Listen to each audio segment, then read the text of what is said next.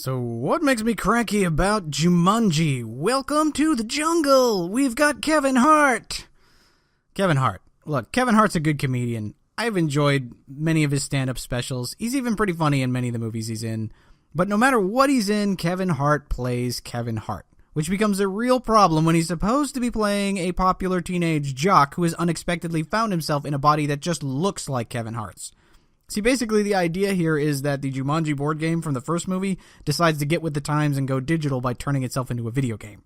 So anybody who makes the mistake of playing the video game gets sucked into it Captain N style and turned into the character they picked, which naturally is somebody completely different than the person they were in the real world because it's funny and it leads to character growth and all that.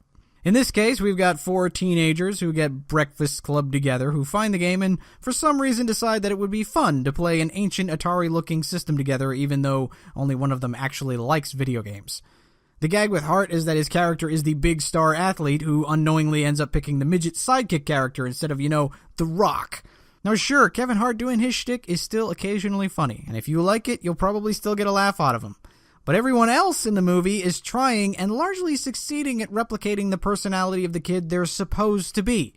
That includes The Rock playing a stereotypical awkward gamer geek and Jack Black acting like a self-absorbed teenage girl, which is surprisingly hilarious, by the way, and Karen Gillan having the body of a smoking hot Lara Croft-style badass even though her character is actually a shy, frumpy loner.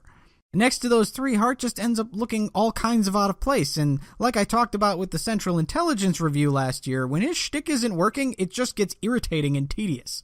Oh look, there goes Kevin Hart complaining about how he got the short end of the stick or is literally not that tall anymore. Wow, how new and original for him.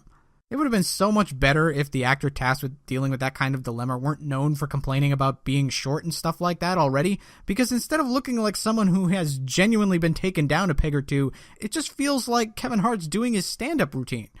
I half expected him to get in The Rock's face and go, "Say it with your chest!" Fortunately, most of the humor gets left to Jack Black, and that actually worked really well. When I saw the trailer for this, I thought I was absolutely going to hate every minute he was on screen, and it's possible some of you still may.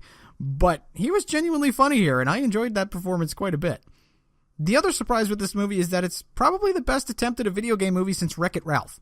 It's a low bar, I know, but like Wreck-It Ralph, it does a good job of taking video game tropes and using them to its advantage, right down to things like the limited dialogue of NPCs and stuff.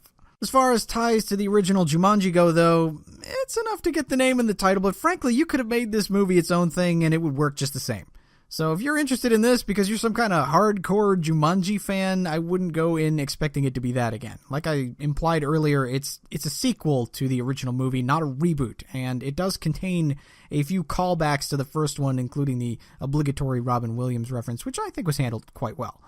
As is the action, more or less. Lots of fun stuff with The Rock doing his thing and Karen Gillan bringing some of that Nebula ass-kicking stuff over from Guardians of the Galaxy. There's some dodgy CGI here and there, but the important thing is you can tell what's going on, and the choreography is good enough for what this is. The villain sucks, of course, but I think that was intentional since many video game big bads are really one-dimensional, I'm evil because somebody has to be kind of characters, so I don't really consider that a failing on the movie's part, just sort of an homage to the genre kind of thing. In any case, by the time the credits rolled, I was pleasantly surprised not to have hated Jumanji Welcome to the Jungle. It's the first time I've gotten to see such an early screening of a movie. Thank you, Amazon Prime. Please do this more often. So I'm really glad that I don't have to say this was terrible and that I hated it. As far as my recommendation goes, it's kind of a viewer's choice based on your interest level. I paid full price. I don't regret it, but it's probably more of a matinee kind of movie to catch over Christmas weekend as sort of a palate cleanser.